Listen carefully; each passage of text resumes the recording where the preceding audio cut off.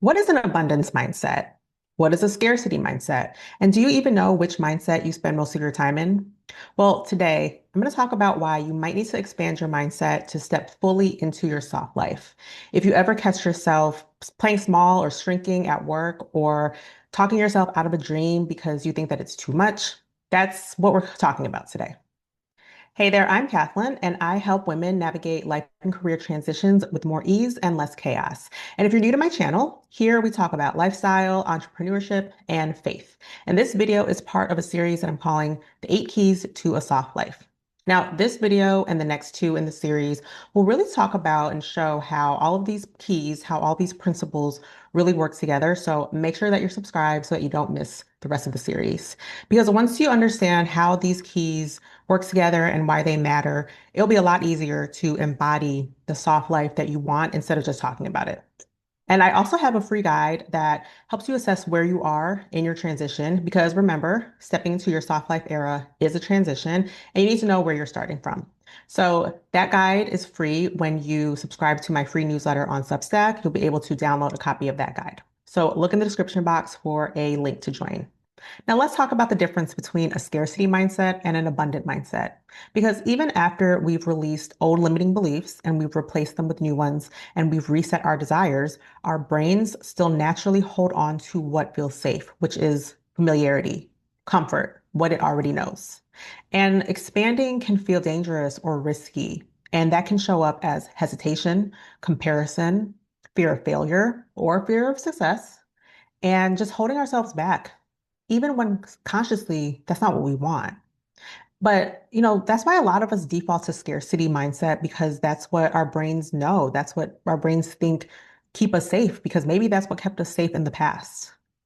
And so we really have to train our brains to stop operating on that scarcity mindset as if it's like on autopilot. We have to train our brains to think differently. And so here's an example. Here are a few examples of what scarcity mindset looks like and feels like. I can't do that yet. Now, this is your inner voice convincing you that the timing is never right and that you have to wait for the right time. Scarcity is what keeps you waiting instead of taking action. What if I run out of ideas? So, scarcity focuses on lack. It's the fear that if you share your ideas, that you won't have enough or that you'll run out. So you might try to hoard your ideas or gatekeep them because what if you run out? No one's going to care what I have to say. Now, this kind of ties back to, if you said no to a project because you didn't think that your voice mattered or that your input mattered, this type of thinking really shrinks your confidence and it holds you back from really showing up fully. Now, the next one is one that I probably hear the most often, which is, I'm not ready. Scarcity makes you believe that you need permission to start, or that you need approval, or that everything needs to be perfect in order to move forward. When the reality is that you will probably never feel 100% ready. And here's what an abundant mindset looks like and sounds like. There's room for me. Abundance knows that opportunities are limitless, they're endless, and someone else's success doesn't block yours. Sharing my ideas creates more ideas. When you give freely, it actually multiplies your value instead of taking away from it or depleting it or running out of ideas. And I can actually speak to this from experience. I noticed that when I started writing more and sharing more ideas come. And there was a time where I thought I would run out of ideas. But honestly, there is always something to write about. I can grow at my own pace. Now, this mindset is meant to help you overcome comparison and not fall into the comparison trap. It's a reminder that it's okay to move differently than others because progress isn't a race. We're all on our own journeys and we're all moving at different paces. And then what's for me won't miss me. Abundance really relies on trusting that the right opportunities will come to you when you make space for it. Now, there is a little bit of nuance here, which somebody recently challenged me on, because some things will miss you if you don't make space for it. But if it's for you and you make space for it, then it won't miss you. Now, when you live in scarcity, you're operating from fear, comparison, and limitation. And your choices, they're really, constrained, even if you consciously want more. It's like your choices are being held back. On the other hand, abundance, it really shifts what you're saying internally, your inner dialogue, what you're telling yourself. And it allows you to experiment. It gives you the freedom to share, and you take up space without guilt or without first needing permission. And when you're able to see the difference, it helps you notice when you're defaulting to scarcity. And then that way you can actively choose abundance instead. I wrote a post on Substack about this topic and a little bit more about how to shift from a scarcity mindset to an abundant mindset. So if you are interested in that, it's free to read. So I will add the link to read that post in the description box. I bet if I added a poll and asked how many of you have worked in a toxic work environment, the results will be 100% or close to it. And sometimes when you're in those types of environments, you're focused on getting through the day, surviving without popping off on anyone.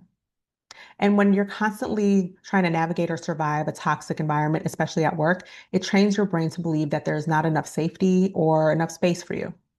And I've definitely worked in a few toxic work environments, including one that was so toxic that I didn't realize how bad it was until after I left.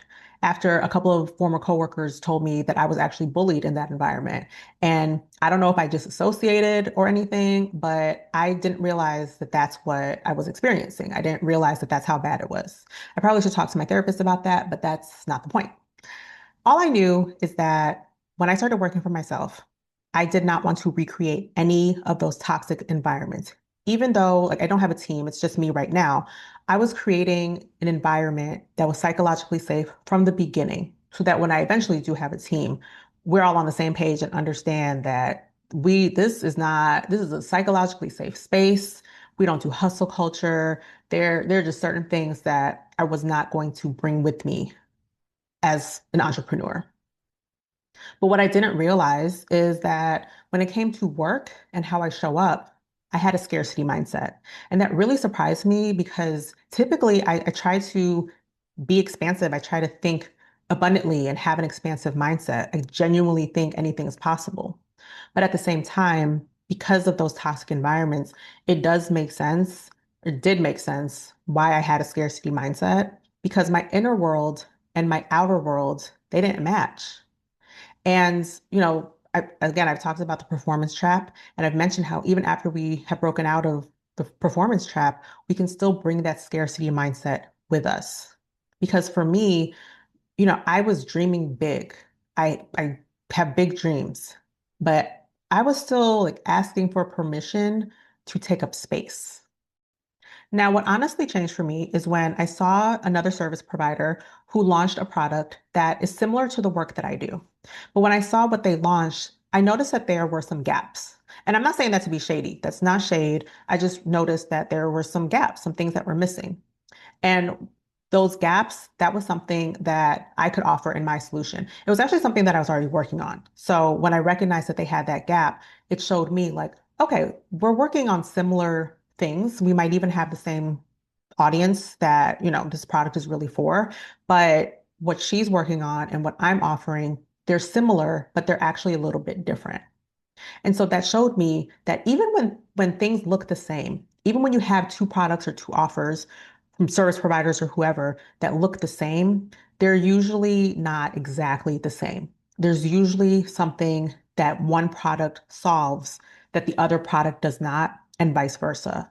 And another thing that is a differentiator is our unique stories, our unique experiences. And so that really helped me see that there is absolutely space for everyone.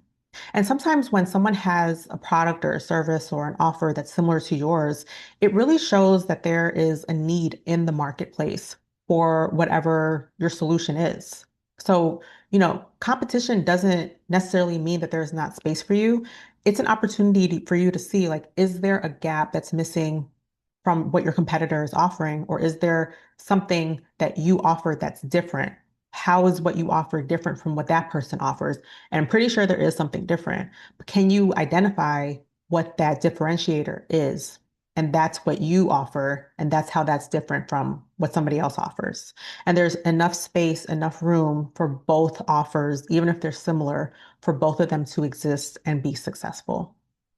Another thing that helps me expand is I asked a couple of people who I trust to like challenge me. Challenge me meaning, kind of help call me out on my blind spots. Because I think sometimes people need to know that we want them to do that for us.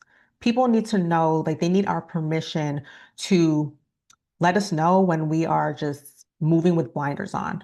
There are times when you do have to have blinders on and block out all the noise from everyone, including people that you trust. But there are also other times, and this helps you expand, when you have to find people who you really trust, who are going to be honest with you and who are going to tell you when you're missing something or when you have those blinders on. And when you have people in your corner like that, that can absolutely show you what's possible because we all have blind spots. So when you have those people who can show you what's possible, it helps you expand. It definitely helped me.